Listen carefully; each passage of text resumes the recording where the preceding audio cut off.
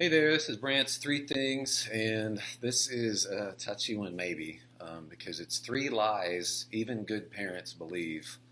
And I know from experience, you talk about parenting, people take it very personally, and I'm not an expert. Like, our kids are grown up, they're in their 20s, and I made a lot of mistakes.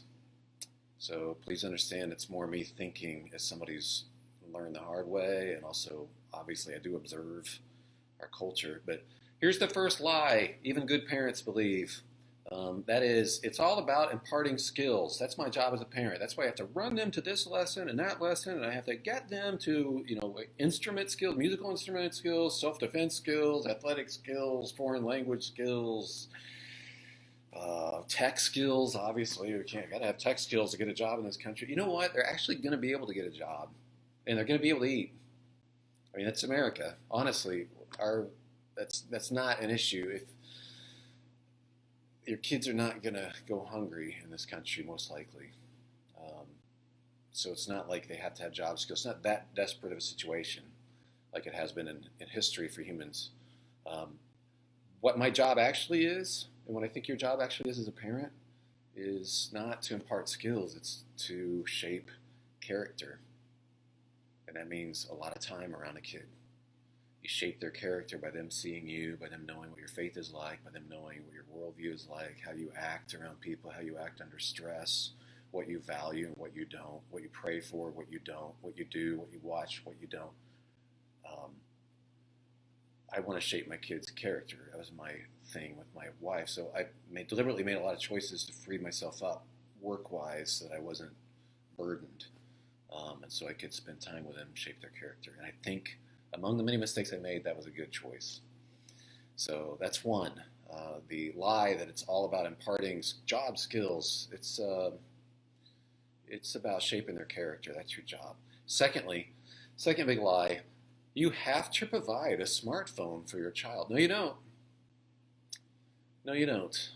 In fact, I just have seen some of the studies. Maybe you've seen some of the news items about the increasing depression among people who are 10, 11, 12 years old, 13.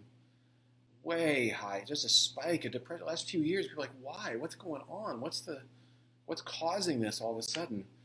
And it so happens that people have overlaid this spike in depression and even suicides among young people with the advent of the smartphone. They've overlaid that chronologically, and it's completely coincident. And I don't think that's an accident. Like, social media depresses adults. We have fear of missing out or jealousy or who are we? What's my identity? All that's what we have. All of that for adults is shown to be really depressing and addicting too. But it's a spiraling thing for people. Like, and now like my kid needs that. They don't. They don't need any of that. Well, no.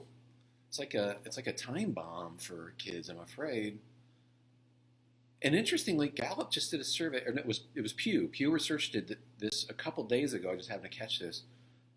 Maybe you saw this in the news, but they actually did a survey of a couple thousand teenagers, and the majority of them thought they spent too much time on their phone. Teenagers thought that. And I think a lot of times kids need rescued from themselves. It'd be great if schools and churches together, as parents said, in my opinion, said, we're not letting our kids do smartphones, so that it's not a thing where, but Sally has it, and Jamie has it, and Dave has it, and like, no, the whole church is doing it, the whole school is doing it. We're not doing smartphones. Phones, fine, not smartphones. We're not giving you unlimited access to the internet in your hand. You're not ready. Which is the third point, actually, the third lie, even good parents believe it's about imparting skills. I think that's a lie. Secondly, you have to provide a smartphone. And thirdly, is the lie that, you know what, you shouldn't shelter your kids. You shouldn't shelter them. Or like, yes, you should.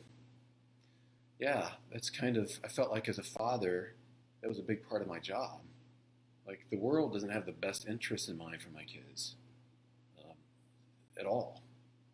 And I do want to shelter them. And it's not just from the big bad world or anything, but I want to shelter them because they're children and they thrive when they're protected.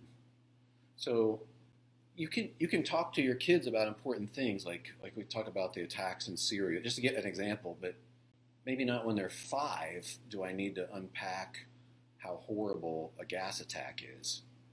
It seems obvious, but it's like, yeah, so it is obvious. You do want to shelter your kids because when they're at a concrete stage at the beginning of their lives, slowly they'll become more abstract. You can start to fold in different concepts, different things where they can go, oh, I see, yes, but yeah, there's nuance, but they can't handle it when they're 9, for instance.